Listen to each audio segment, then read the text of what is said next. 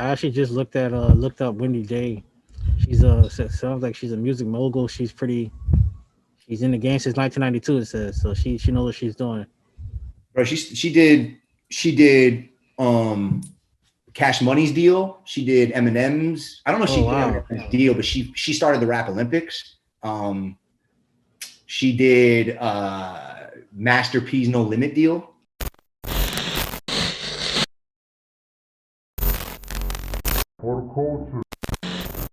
Back at it again as the Photo Culture Podcast. I go by the name Exotic Rose, and today we have a special guest, Robbie, Maxx. What's going on? How we doing, man? I'm good. Thank God. How you doing? I'm doing well. First off, I wanted to say RRP to a legend, DMX. Mm-hmm. It's crazy how he just passed away. Did you grow? Did you like? Is that like? Did he inspire you in music anyway, or no? Yeah, in a big way.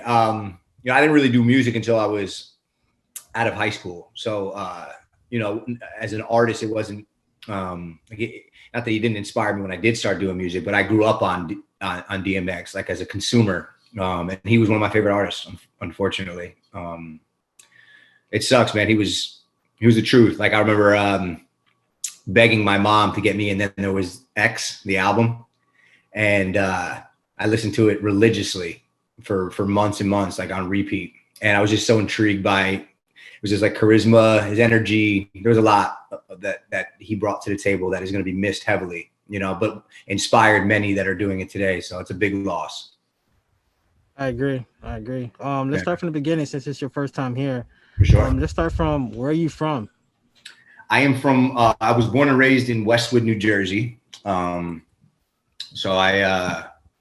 small little town, good community though. Grew up with a good family. Great friends, played a lot of sports. I don't know if you want to continue asking questions or if you want me to just carry on because I can talk. So it's up to you. Nah, go ahead, carry it on. I was about to ask you, like, how was it growing up? Like, middle class, rich? Like, how was it? No, middle class, but Westwood is a good town, like a solid town. It's not like wealthy, but there's money there. But I'm technically, my family, I didn't come up with like a ton of money. I was blessed to be in Westwood for sure. But I played sports, I was a decorated athlete, wound up playing football in college. My upbringing was awesome. When I look back at it, I was a happy kid, loved life, very energetic, had a lot of fun. Things were very simple for me, and I was good at a lot of things. So things came very easy to me. There wasn't a lot of trials and tribulations. Like home life was, we had our ups and downs as a family, the personal stuff, but nothing to the point where it fazed me. I almost thought it was regular. I didn't really know what everybody else was going through. But all in all, very good upbringing, man. I'm very blessed. My parents did a really good job raising me with respect. Just how to be a decent human being. And again, playing sports and being popular and all that kind of stuff growing up, it made things easier. So I had a fun childhood. Okay, and you went to Westfield High School, played basketball, baseball, and football. Yeah, Westwood. Okay. So how was that? Like, did you get a scholarship? Like, how good were you? Because I heard that you were playing QB as a football, and you were pretty good. Yeah, it was good. It's interesting. So I actually got more looks playing basketball as a basketball player, and I didn't. Okay. Yeah, I wound up playing football at Montclair State University, and truth be told, like I was a captain of the team, right? And I'm a leader, so I think I don't even think I realized, like I was always good and I was always skilled, and I could throw the shit out of a football. I can curse, right? You don't mind if I throw? Yeah, that's fine. Yeah. So I could really throw a football, man. And we didn't throw the ball though. Like my senior year, and we won the state championship my senior year, but I threw the ball maybe like 7 times a game. Oh wow! We had a good running back there. We had great running backs. We had a big line. We just, ground and pound, dude. We beat teams up. Let's put it that way. We beat teams up. So it actually wasn't until I played in a Bergen County All-Star game. So I was selected to play in this game. And in the game, I went 15 of 18 for like 220 yards, 2 touchdowns. I got MVP of the game.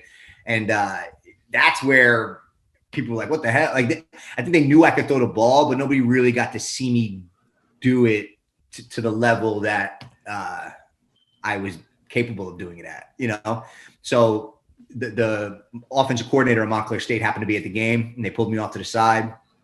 And he's like, listen, you got to play football. I don't know what you're thinking, trying to play basketball. You know what I mean? So,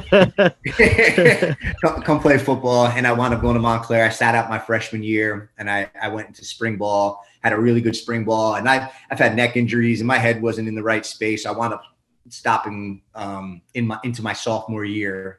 That was pretty much the end of my real sports career. But yeah, man, I was good. I mean, I could throw the hell out of a football. Do you know anybody that made it to baseball or like MLB, NFL, or NBA that you played with?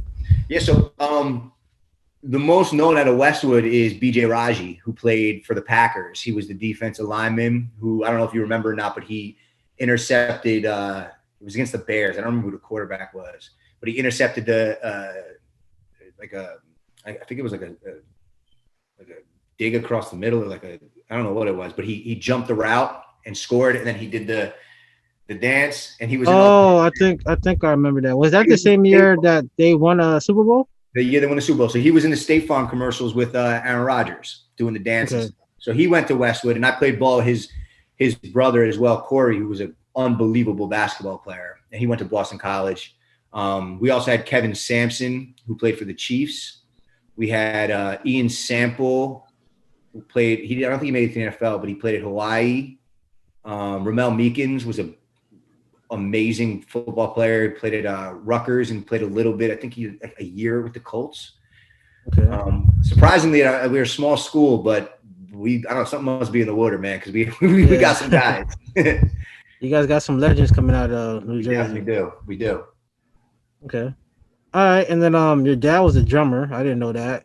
And so is that where your passion for music came from? Maybe like a little bit. Maybe it was influenced to a degree. Yeah. I mean, I think, it's in me by default. You know, he's a really good drummer. And he almost made it. Like before he had me, he had a nice little run with this band called The Ambulance, and they wound up breaking up, and it didn't work out. But he played a decent, role in that. I think I heard it all the time. There was always band practice, so I was enamored by it. But I think I had my own taste, when it comes to music. And I was always, out of my friend group, the one who was really in tune with music. And, I loved it, man. Like I loved the lifestyle, the culture, from hip hop to rock to everything. I was a big Blink-182 fan growing up. And then as I got older, I really got into Eminem, DMX, Lil Wayne. I was a big Lil Wayne fan, especially in the mixtape days. Who was it? Lil Wayne. Lil Wayne was killing it with the mixtape ages, man. People don't know. If you know, you know. But it's been a while now, so I don't think people, especially the youth, they don't know how impactful that time was and what he was doing and how he shaped the culture that you see today. He really shaped the culture you see today, from the face tats to the diamond teeth to the blunt smoking, and I mean everything that you see, a lot of skinny jeans, the rock star lifestyle, all of it. To me, he played maybe the biggest role in what you see today, and then it translated into Young Thug and the guys that maybe the younger demographic would look at as the guy who started it. But Lil Wayne, man, he did it, man. That's a legend. That is a legend. That's one of my favorites of all time, and low key, maybe the best punchline artist there ever was. So yeah, I think so too. Yeah. So at what point did you start a group called Airplay? Like, when was that? Like, was that after you dropped out of college, or was that during college, or? The group started probably when I left college, but what happened was when I was in college, I never rapped, bro. I never did anything. Like, honestly, I never did anything, but I had wrote a rap in high school. And then one random night, this is a funny story, because I used to be a Black and Mild smoker. Mhm. And I used to champ my black and miles, champing, like when you pull out Yeah. the paper and stuff, right? If you don't do that, then you ain't doing it right. Yeah, you're doing it right. So what's funny though is like, I'm a white boy, and late at night there would be these ciphers and they would see me champing a black and mild and they'd be like, yo, like, you're smoking a mile. And so I wound up mixing and mingling with a lot of like up and coming artists. I didn't even realize what, that they were, but a lot of up and coming artists. And that kind of engulfed me in the urban community a little bit more than I was ever even, used to. And one random night I decided to rap, and it was the rap that I wrote in high school, and they were entertained by it. Everybody that was around was entertained by it. I probably did that rap 100 times in 3 months.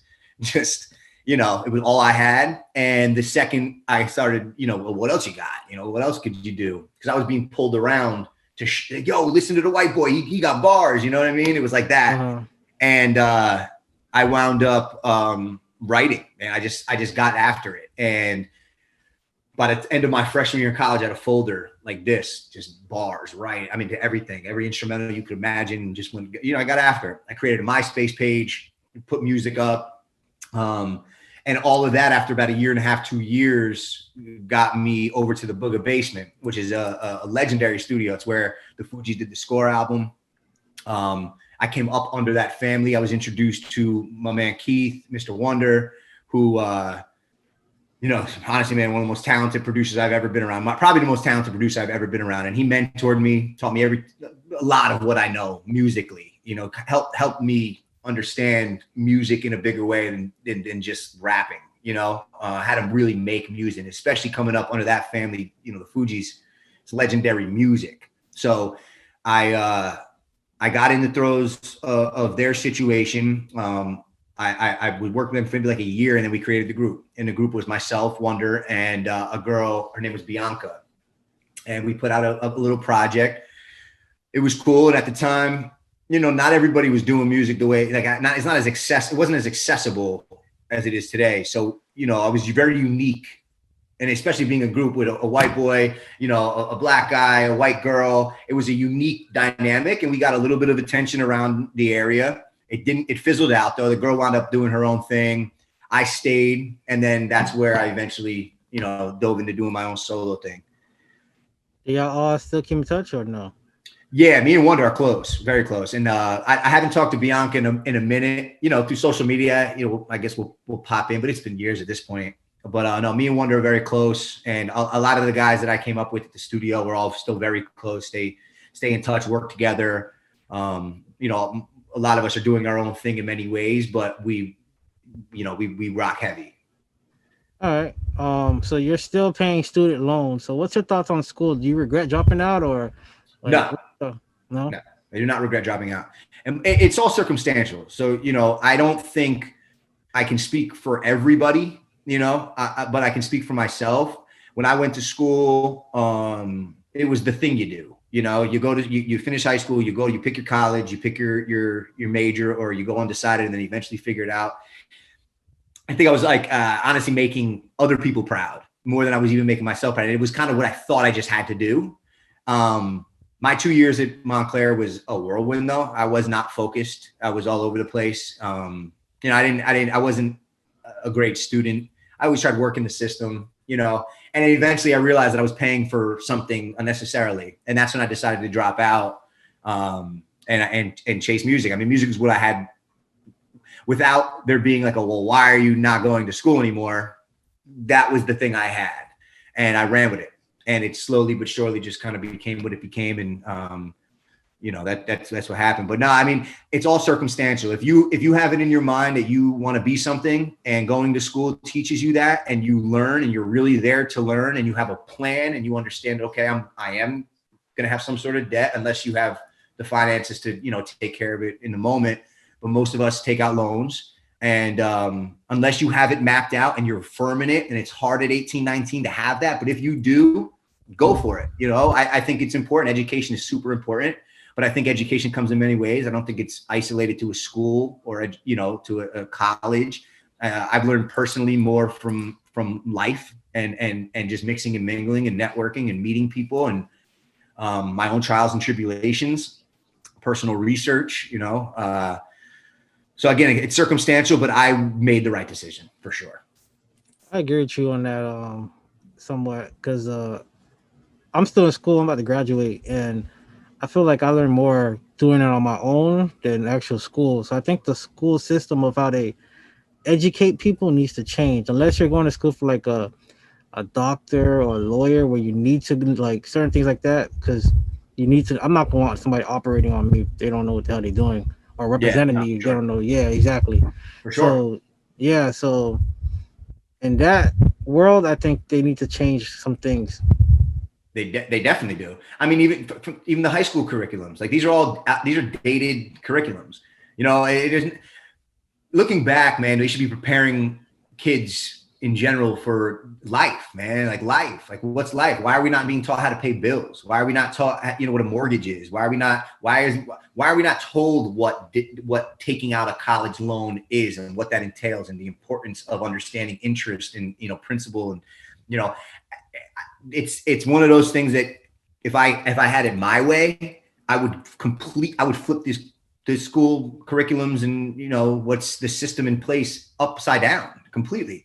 I think there are the basics you need to learn and know. We should all know how to read and write. We should all have an understanding, especially nowadays with technology, how to use computers. They're the basics, and even some history. It's important to understand where a lot of this comes from, although that's too can be Yeah, a little. all over the place. Yeah, man, because we're only taught what we're taught. There's a lot more history than what gets taught in school.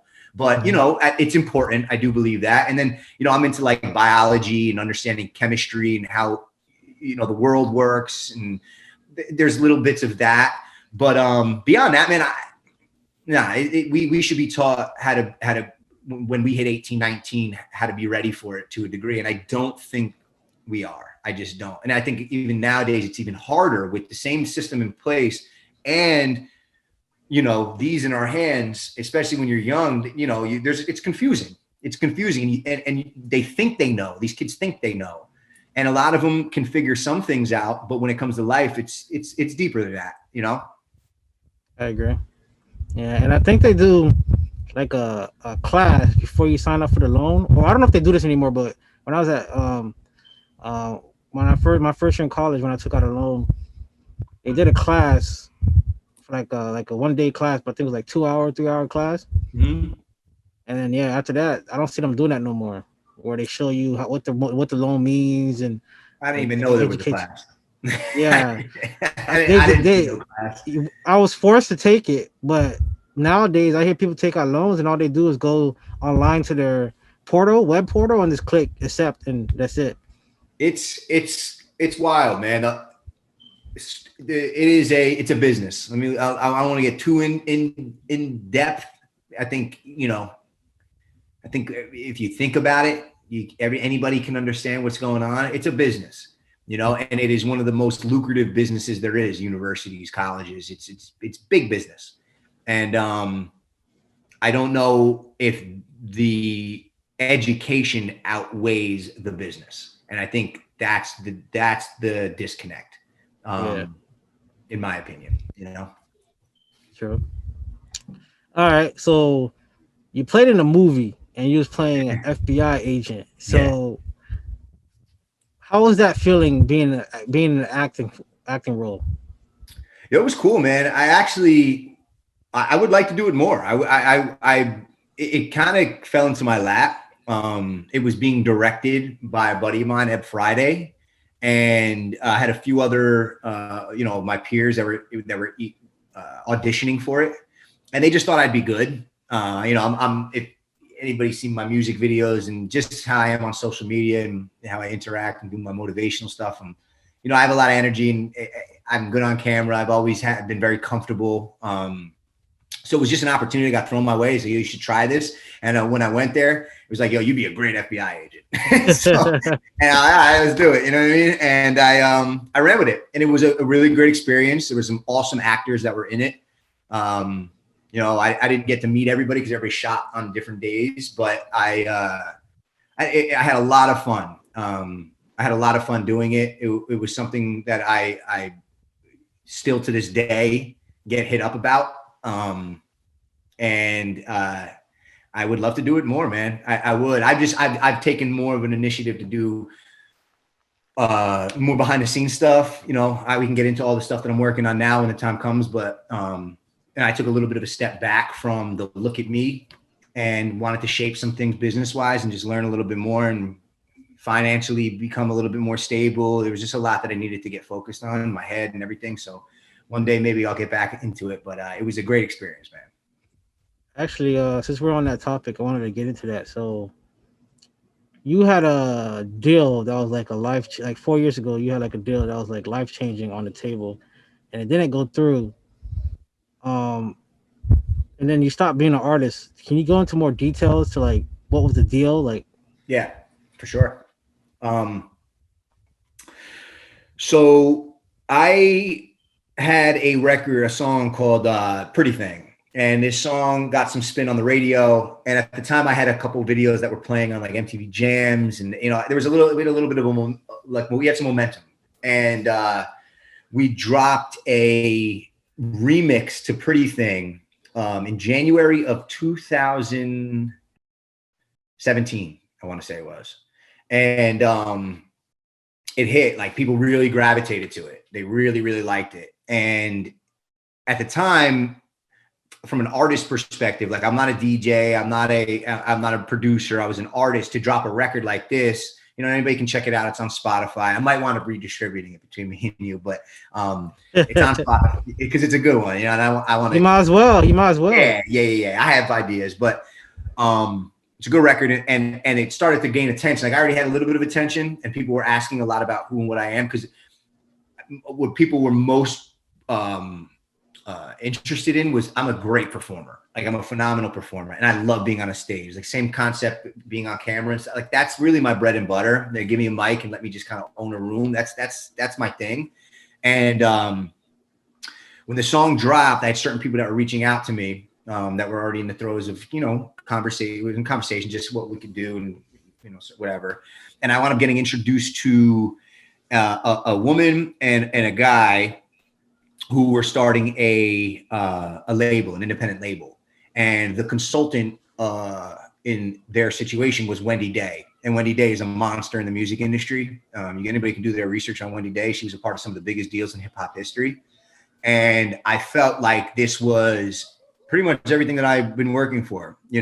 I had been through some things, in my personal life and musically that I had overcome, and thought that, especially now that my head was right, that I was finally there and this was the moment.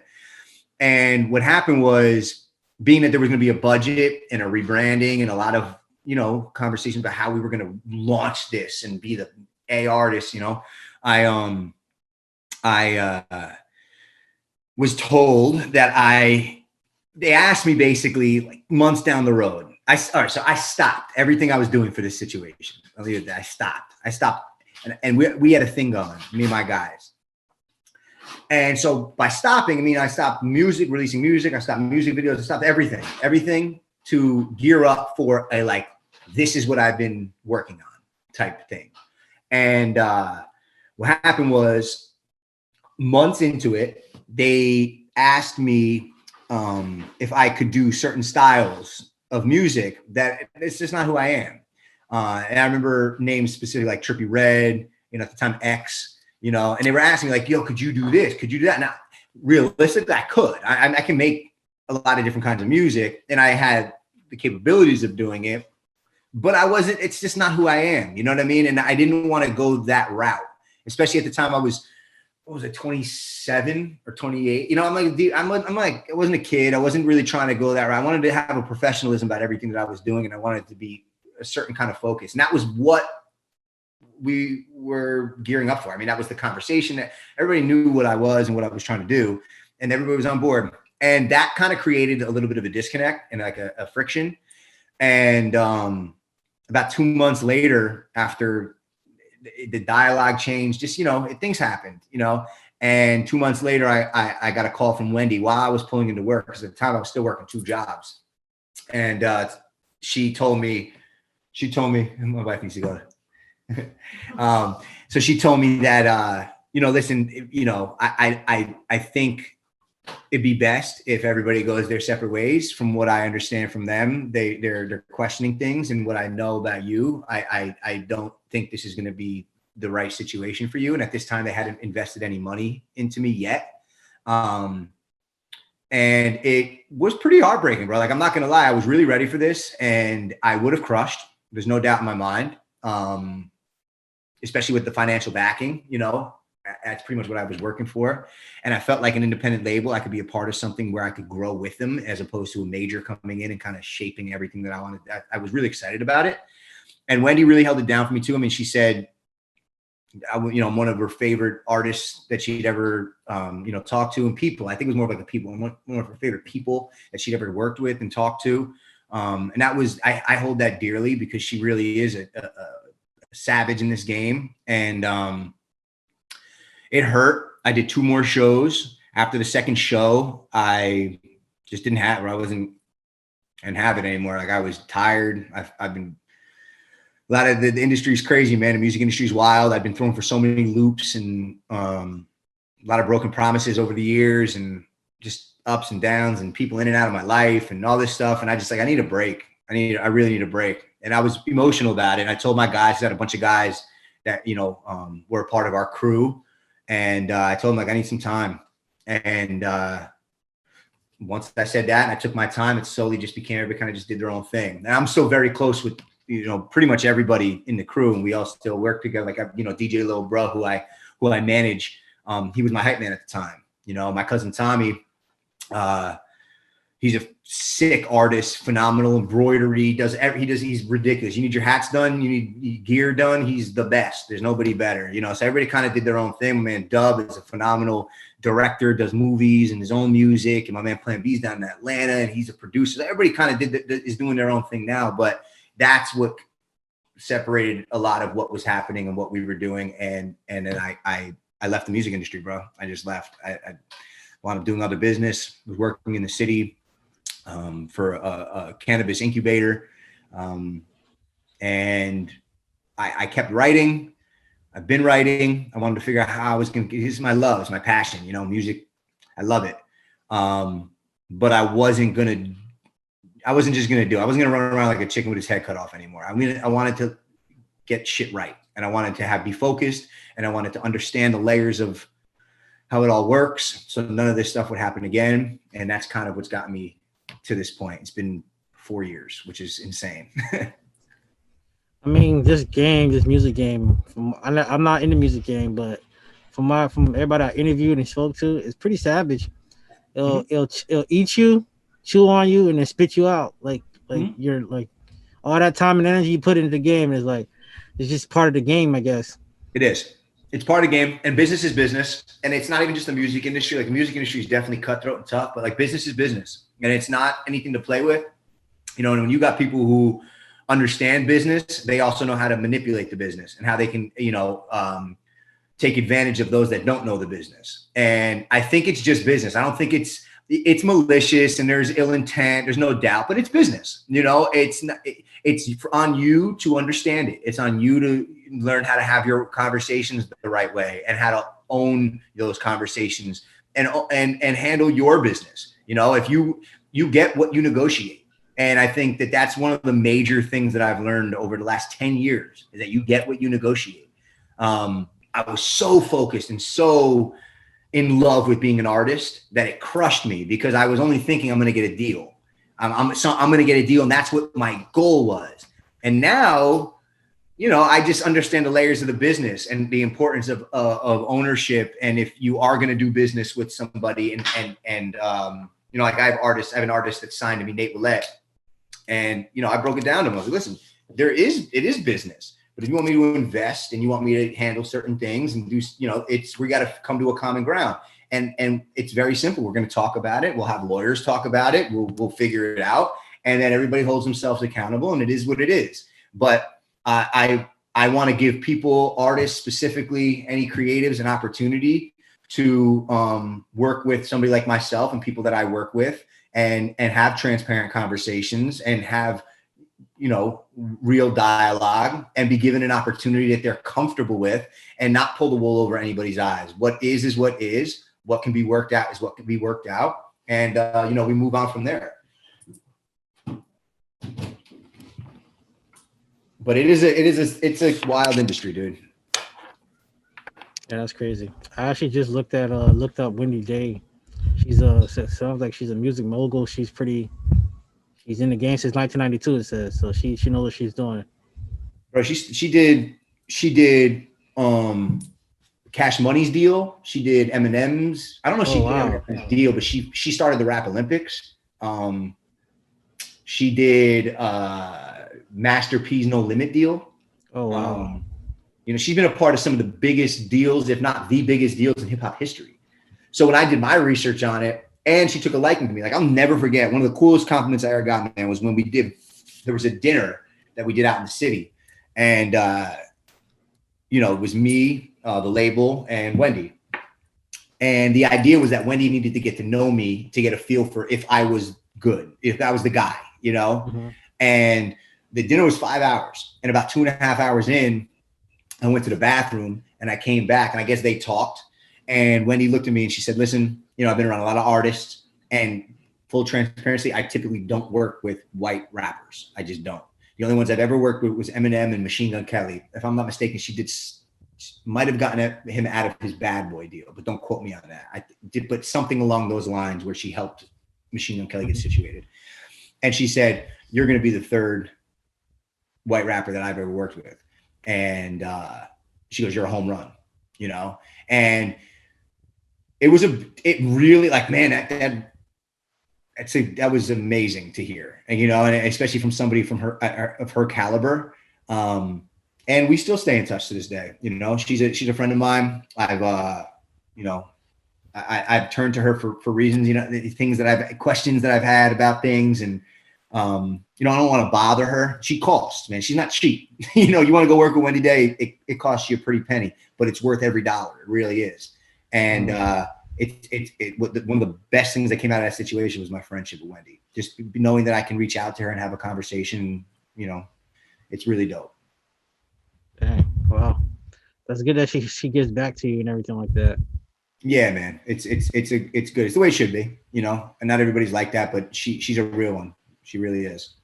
Okay, so I'm assuming the label BXXB is no more. Or is it still going on? No, the label now is Destination Happiness, Destination Happiness Entertainment. It's a brand that I started about 2 years ago. At the time, I wanted to release a music project. And it was basically going to be like 12 to 15 songs, and it was going to highlight a lot of my songwriting. I had elevated my sound, and I stepped away from just rapping on everything to making just bigger music that I felt was from a place, and sonically elevated me. And the idea was I was going to put out a project. I don't even know why I thought of Destination Happiness. I don't really remember where it came from. It's just, it happened. And I was like, that's it, man. Destination Happiness, because that's, out of everything I've ever been through, that's the goal. I want to be happy. I want to do this for all the right reasons, and I want for it to put a smile on my face. I want life to put a smile on my face. So that was it. I was going to put it out, and I was going to let it be. And before I did that, I started a clothing brand, and from there, it turned into a management company. And then I have a partner now, my buddy Austin, who is amazing. He's a savage of a businessman, and he's helped enhance the company. And now we're an entertainment company. We signed our first artist, Nate. I still manage DJ Lil Bruh, and we're slowly but surely, I have a few other artists that I'm looking into that we've had conversations about, and slowly but surely we're shaping this into something more, and I'm very excited about it. But yeah, man, we're gonna do a lot of positive things, not only in the music industry, but in the community. And I want to push people towards happiness and being their best self. And that's my goal in life now. I feel like some things happen in life for a reason. So everything you went through, maybe what God had planned for you was to manage artists and get artists into the right position, pretty much. So what are your thoughts on that? Yeah, it's absolutely that's spot on. When I met Nate, so I wasn't planning on working with any artists like that. Like I didn't really want to take that on. I actually wanted to figure out a way to release music again, be fully transparent, and run a clothing company and just build this lifestyle that people would gravitate to because it's positive. It's something really positive and motivational, and it's outside of the hoopla of all pop culture. You know, we are pop culture. Don't get me wrong. Like, we got swag and we do our thing and we have fun, but I really want the base of our company to be about positivity and finding that peace within. So when I met Nate, it was just, I heard his voice. You know, this kid is a superstar, and I was writing this record called Wrong Side of the Bed, which at some point we'll probably release, but he came to the studio session. He reached out to me via Instagram first. I said, come to, you know, sessions. We're coincidentally from the same hometown. He had been following me for some time and was like, you know, I want to get into music. At the time, had done no music, you know, and just had a voice, and he knew it was his passion, but he didn't know how to go about it. And I heard his voice on record, and I was blown away, especially when he's doing my song. So I'm not a singer, you know, like I can hold a note, and I can as a recording artist, I can make things sound good. I know how to do it, but he can sing. So I heard his voice, and it took me like 3 weeks to finish this record up. And I said, yo, you know what? Can you record it? Like, let me see you, like how you sound on this record. Do the whole thing. And he knocked it out the park. And then I started managing him just like that. I mean, I said, yo, but I'm gonna help you as best I can. We started making a lot of records. I started shopping some of the music around. We had some interest from some people. We still have some interest, but my idea, knowing the music industry and understanding how it all works, I didn't want to just give him up. You know, I wanted to be a part of the entire thing and build a foundation and a brand and a company and an entertainment company more specifically, and have him be our first artist. So over the last, 6 months, we've basically been figuring that out, and we've been, releasing music. His last song he released in February, but we're going to drop something. Hopefully April 30th is what we're looking at, but it could be top of May. And then from that point, we have a lot that we're gearing up for the summer, and his project will come out end of the year. And I'm super excited, man. It's definitely become my purpose. I don't think I'm not going to not release music. I will release music. I can't, it's not where my head's at, but down the road at some point, I definitely want to release some music. I just want it to be, I want it to all make sense. So for now, my goal is to help out anybody on the come up, that needs help. I consult. I have an entertainment company that if, I like you enough, I'm willing to pull you in and have you be a part of it. But it's all got to be understood and what it all is. And I'm excited. It's like a new chapter of my life, man. Well, nowadays, you got the big labels. So artists being signed to an independent label, and then also being signed to a big label too. So yep. You can work out deals like that too. So you'll be fine. Oh no, listen. The one thing I've learned is that these artists individually, they sign as an individual, and I don't think big labels are bad. I think there's a misconception about all of that. At the time, these artists need that. And, for one, I said it earlier, you get what you negotiate. So unless you go in and you have your conversations and you understand the business of it, you're probably just going to put your name on, your name on the dotted line, and you're going to move forward because, you might be getting in advance. You might be around people that, you're excited about, and maybe they can enhance your stuff and your numbers start going and all this. But, ownership of music matters, and it is the thing that I think people are starting to harp on now more than ever. But what the industry does is they give you such a good advance in the beginning, so it sounds good, but then long-term wise, publishing is winning. It matters tremendously, bro. It's everything. I mean, no artist is going to get invested in without giving up something. So you're usually going to give up your masters because the masters, it's controlled by the label that's funding it and releasing it. And that's not unfair. Like if you really think about it, if you really break it down, if I take a shot at you, right, and I think you're going to be a superstar, and I'm going to put money behind you, I'm not just going to do it. I'm not going to do it just to do it, And then where does the company reap? How does the company reap the benefits? So of course I have to own, whether it be a piece or your masters. And if there's a way to work back your masters down the road because you're showing success and you're exceeding expectations, I'm all for that. Like I'm the easiest person to talk to. You know what I mean? Everything to me is a conversation. It doesn't just because something's on a piece of paper and that's, you know, the initial whatever. It doesn't mean that in a year or two, if certain things are happening, that we can't come back and renegotiate. I'm all for that. But the initial, what it is what it is. And what happens is these majors, they don't give you that option. They don't give you that option to like, you know, at some point we can renegotiate unless you are just out of this world. That you usually have to buy back your masters. I was about to say that you got to buy it back. Yeah, because when you break it down, like you said, it's a business. Business. And before a business invests into a tool or product or somebody, they want to know what's their ROI. Absolutely. So if you don't tell me how I'm gonna get my ROI, then most likely they're not going to want to invest into you.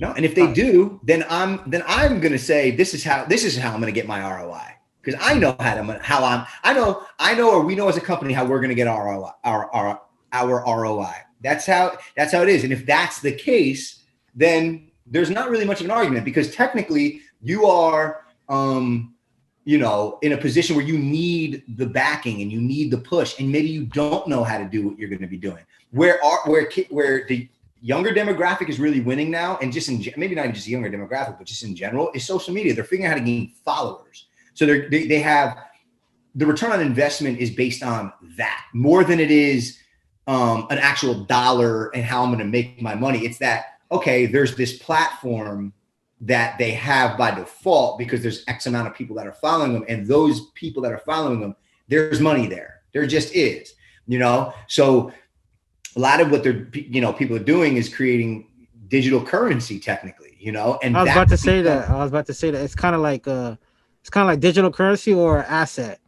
It's an asset. It's an asset 100%, bro. Like, so, you know, they have figured that out.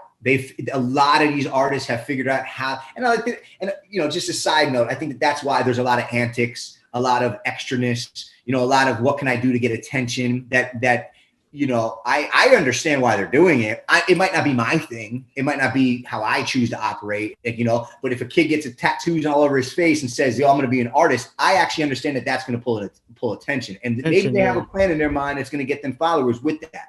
Now, I don't think everybody should just do it, because I think some people make a very poor decision, you know, and it doesn't really work out. And then you're stuck with whatever it is that you've done to yourself. So there's that. But I understand what the goal is. I understand how this TikTok game works. I understand how it works from a content and creative level, you know, and they have figured that out in many, many ways. And that's become their currency. That's become their leverage in any discussion or, you know, conversation regarding contracts or deals or whatever. But another thing that has done is it's created, and I don't want to take anybody's, because everybody's talented in their own right, but it's become more on the number that the followers than it has the like the talent, like the raw talent. You know, I think music has gotten into an interesting place because, like I said, it's based a lot on who has eyes on them, as opposed to sonically, like, wow, like those timeless records that are forever are different for a reason. And I think they're a dime a dozen nowadays. You got a lot of people that are winning for other reasons, and it's cool. You know, I don't knock it, but you know, I'm a music guy. I'm a music head. I want the music. I want to listen to something and it hits my soul. You know, I feel. Then you can connect to, relate to. That's what I want. You know, and I know, but when you're 18, 19.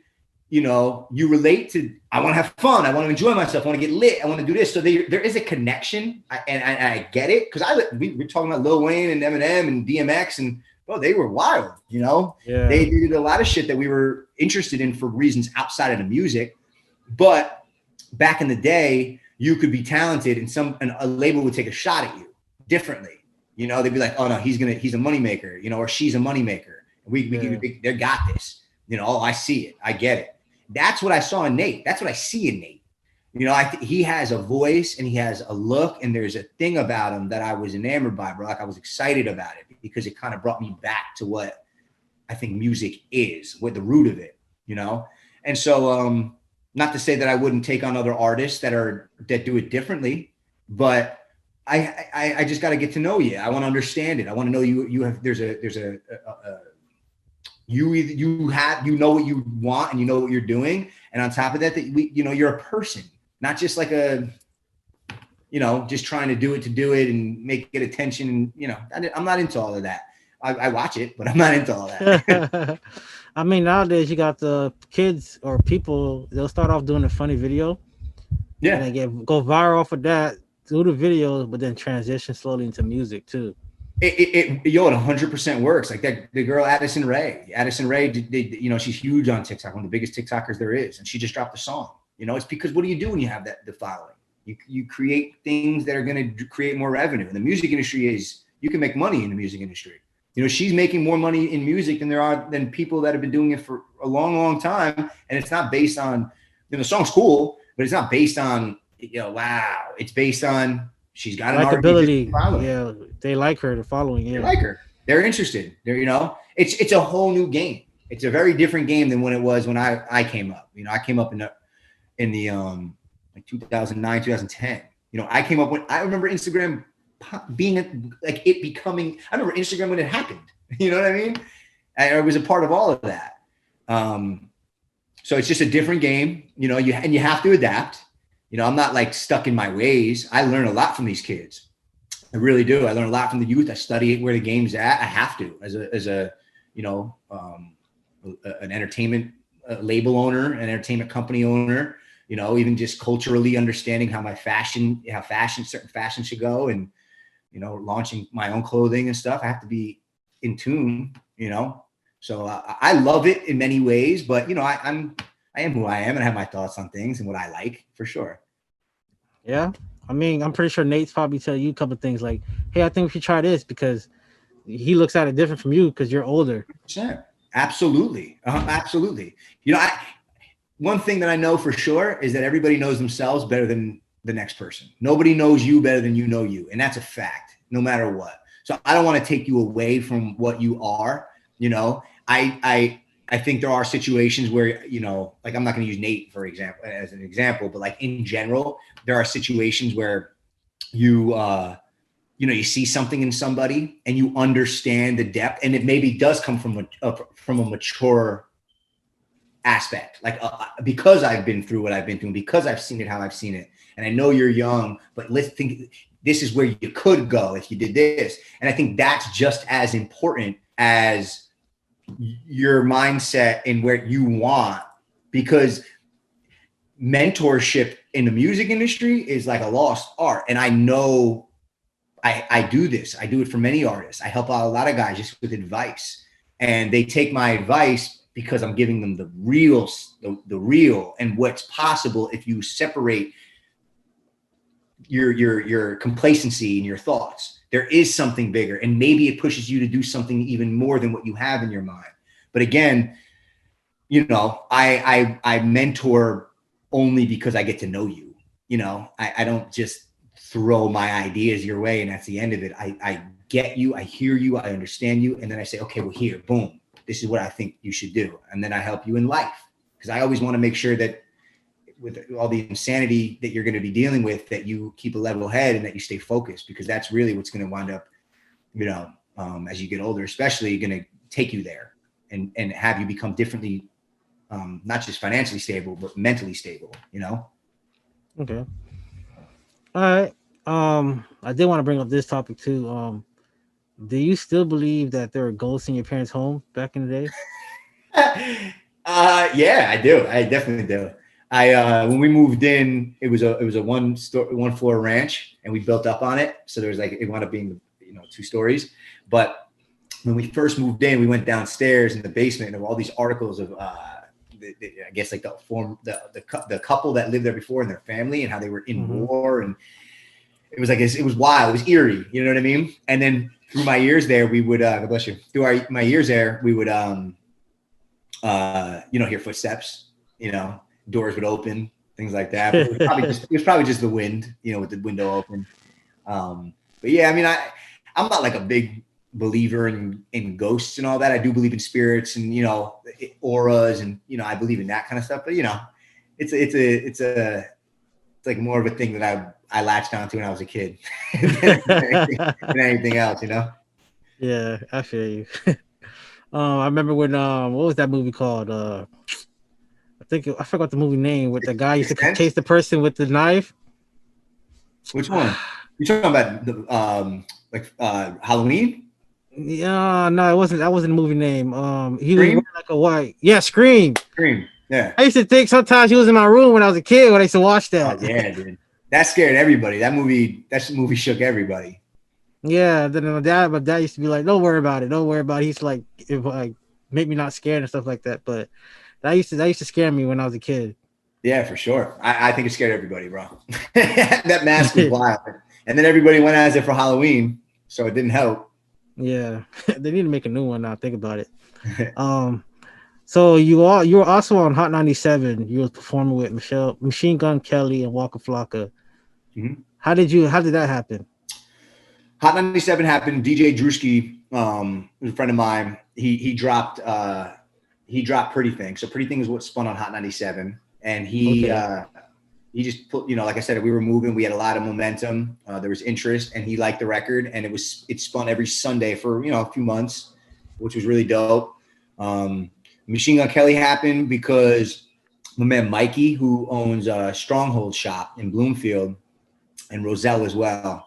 My man Duke, he got a show in Montclair with Machine Gun Kelly and pulled us in, was like, yo, you rock out with us, So I wound up getting that gig, which was super dope. And that was early in my career, the whole thing was an experience. But this was also early in Machine Gun Kelly's career, Okay. And Waka Flocka was more towards the end of my run as an artist. We did this in Rhode Island. I think the place was Lupos. And it was Waka Flocka and DJ Who Kid. And at that time, I was there was a promoter and artist named Spaka, and we had done a lot of shows with him. And we always sold tickets and brought people out, and he just would always give us the opportunities. And that show happened to be one of the opportunities, and it was a sick show. You can see it on YouTube. It was a lot of fun. Like YouTube Robbie Maxx Lupos, I think Lupos or Waka Flocka. You can watch some of the behind the scenes footage. Fat Boy was involved. Fat Boy opened up the show. I used to bring him around. He's from Jersey too, right? Yeah, he's from Jersey. So when he was popping off and we were doing shows at my shows, we would try to like mix and mingle and figure out how we could work together. And he would come and like host them. He was a funny guy. He was also an artist. Like Fat is an artist. So we built a relationship, and he would come out and he would host the shows and get everybody lit and get them going, and then we would come out and we would rock out, and we would do a song. But yeah, that was a sick show. It's one of my favorite shows. The Waka Flocka show was one of my favorite shows I ever did. Okay, for sure. Do you know Jersey John? Hell yeah, of course. That's my boy. Oh yeah, man. It's funny. I've known him for a while, but we got to know each other through Clubhouse. So when Clubhouse started popping off in December, yeah, man, I got on Clubhouse in December, and we just started to build like a little relationship. And we had like this little group of us artists and creatives that would, communicate and have our own little Clubhouse thing, Okay. And really good dude though, man. And he's a hustler. He gets after it. Good guy, really good guy. I actually got to catch up with him because it's been like a month, 2 months since I've talked to him. Yeah. So he reached out to me, wanted to do an interview, came down here. I showed him around town, Miami, came to support his event. I just plugged him into people that I know and stuff like that. So are you in Miami? Well, I'm in Fort Lauderdale, but I know people in Miami. He wanted to go to Tampa. I know people in Tampa, so yeah. My DJ's down there. I'll hit you up after this. My DJ's down there right now. Okay. Yeah, he DJ Lil Bro. He's sick. We're actually probably going to get down there at some point over the next few months. If I do, I'll definitely hit you up. Okay, yeah. But yeah, man, I'd love to connect with whatever you got. He's there until Sunday. But if you guys have any, if there's anything you guys want to link up or whatever, let's make something happen. Bro, for facts. I like that. For sure. Yeah, that's good. One thing that Jersey John said in the interview that I did with him was people in Jersey don't like to support each other. I'm going to respectfully disagree. I understand what he's saying. I really understand what he's saying. But it's a rat race. It's a competition. So to a degree, nobody's going to go out of their way. But I've gotten support from many artists, and I've supported many artists. So from my perspective, I think that's again it's a situational thing. I think we all want to be accepted a certain way. We all want everybody to like us. And I think there are certain things you got to do to get to a point where you're just going to get it. And then you just also, on the flip side of it, have to find the right people. I have a ton of people in Jersey who support what I do. And there's nothing but love from me to them, but I do think, and vice versa, but I do think it's a competition. I do think, I do think Jersey is very competitive, and that's where I can understand where that comes from. That's not the first time I've heard that. A lot of people say that. I wish there was more camaraderie. I definitely wish there was more camaraderie. But I don't know if Jersey has like a sound or a thing that everybody kind of just falls into. It's like a melting pot. So it's interesting how that all works. But man, I love Jersey. I love the Jersey artists. I support everybody. I want to see everybody win. I'm not that guy. I'll support if you ask me to promote something, as long as it fits, to a degree fits what I'm trying to do, and it's not going to make me look wild. I will absolutely support and promote, you know what I mean? Or put you on to somebody that, is good for you. But yeah, I get what he's saying. I don't all the way agree. Okay. I mean, I think everybody feels like that because you know what they say, your hometown don't really support you as much as some people that don't know you. The people that you don't know you support you more. If people say that down here in Miami too, in Florida. Hey, listen, man, I think it's regular. I don't think it's I think if we want it to be like Atlanta, or we want it to be, I think Atlanta is the one place where there's real like, you got Atlanta's Atlanta, and those are the artists out of Atlanta. And maybe there's like Houston had it for a little bit of time, where it was your Houston artist. New York has had some decent camaraderie, you know what I mean? Like the artists that pop off, they kind of mix and mingle. I just don't know if Jersey, Jersey's had some pretty big artists that have popped off. Don't get me wrong. Method Man. What's that? Method Man. Method Man for sure. But Method Man and them, they probably have more camaraderie than you see nowadays. You know what I mean? But I wouldn't say that we don't gel with each other. I think we do. But I also think too, everybody's on a Jersey's Jersey, man. Everybody's on guard a little bit. There's an attitude. There's a thing. But I mean, it is what it is. What are you gonna do? You can find the people that support you. Find the people that you can gel with. That's what's most important. It doesn't matter. And keep pushing and believe in yourself. That's all I can say. Yeah. Keep pushing, man. Keep good at it. Don't give people a reason to not like you. You know what I mean? I agree. So one of your past interviews, I've seen that you said that you had a conversation with your girl before about you love looking at women because they're beautiful, but you're my baby. I did that conversation. Get that? Huh? I said, where the hell did you get that? It is true, but that's my girl. Listen, I've been with my wife for 14 years. You know what I mean? She's been through everything. Oh, that was the same girl. Same girl? Same girl, man. Same girl. Okay. Same Congrats. girl. She's been, thank you. We got married a few years ago. So she's, been through every bit of what I've been through with me. And I wasn't always there. I had to grow up in many ways. I put her through a lot, but she's a ride or die, my best friend, that's my baby. But as far as being a man, I'm a man. If I can look and say, oh, that's a beautiful girl. You know what I mean? Robbie's like, let's be realistic. I'm a man.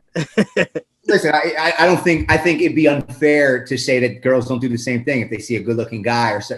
I think deep down everybody has it, like, oh, he's hot or she's hot or whatever. That's regular. Come on.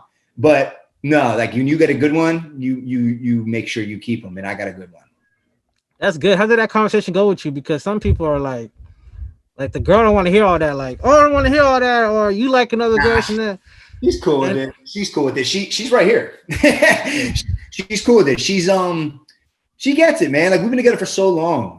We have other things we have to worry about. It's not that. Like I'm sure everybody has their own insecurities to a degree when it comes to relationships. And when I go out or she goes out, it's like, oh, what could be? I mean, man, you build trust and you do what you can to not lose it. And even when you lose it, you learn to, build it back, try to figure out ways to build it back and learn from your mistakes and whatever it is. And, we complicate relationships, and I don't think they're as complicated as we make them out to be. They are by default complicated because of what comes with it, but we enhance that complication by just thinking too much. Yeah, I feel like that's when people start getting to that tick and tack things like that. I feel like that's being childish. Like we can be all grown about it. Let's be grown about it. And it sounds like you and your wife were grown about it. So that's good. And listen, she is a good one, and I'm blessed. I'll leave it at that. You know, and it maybe I didn't get it the way I get it as I've gotten older. You know, because I was young and I had my ways about me, and you know, I made mistakes before, but I I learned from all of that, and I'm beyond blessed to have her in my life. I mean, it is what it is. It's the I'm not gonna say that. I don't know. Maybe it's the culture we were Nah, it's raised not, in, or it wasn't like uh, that. I wasn't running around as an artist being a savage. It wasn't had nothing to do with the music industry. It's just like I'm a young man. You know what I mean? I'm in college. There was things. You know what I mean? It's just what it is. And you know, at times we think we can get away with things, and we can't. You know, not most things come back around. You know what I mean? You're gonna feel it in some way, shape, or form. It's gonna come and hit you some way. So we're not getting into detail. You know what I mean? I had my moments, and we learned from it. I learned from it specifically. She probably, I mean, I'm sure she didn't want to be with me at times. You know what I mean? But we love each other. We love each other to death, and that's how we've built a strong relationship. Is through those trials and tribulations. I agree. Hey, at least you guys are married. Congrats on that. Hell yeah, And that's my baby. all right, before we wrap it up, go ahead and tell me what's your goals and things that people should be on the lookout for. My goal is to make Destination Happiness the biggest brand it can possibly be. I want the world to embrace it. I want to give the world as much positivity as I possibly can, not just myself, but through what we do as a company. I want to make the world a better place. I want to help people in general, whether it be as a mentor in the music industry or just regular conversations. Specifically the youth. I really want to help the youth. I want them to, have some sort of guidance, especially from outside of their, parental guidance and teachers and all that kind of stuff. Sometimes it helps to hear it from somebody else. So if I can help in any way, shape, or form, hear them and help them move in a good direction, I want to do that. I want Nate Willette to be the biggest artist that there is in the music industry. DJ Lil Bro, we're going to get him to be a radio DJ. Big goals. I want to see my family happy. I want to raise a good family. I want to have kids. I want a lot in this world. There's so much life left, and I'm excited for it all. I'm thankful to be here. I'm thankful to still be kicking, under all the circumstances. Especially everybody's been going through a lot over the last year and a half, and I think we should all be counting our blessings if we're still sitting here and talking and have been able to learn from it all and grow. And I just want to continue to grow. I want to continue to learn. I want to continue to get better, be better. My goal is to, as a whole, make monumental change, not only just personally, but in the world. I want the world to be happy. All right. Well, I could drop off my son if you want to practice babysitting for your kid. Yo, man, listen, put me on a phone call for 30 minutes and I'll help. I'll help. All right, man. Thanks for coming by for the Culture Podcast.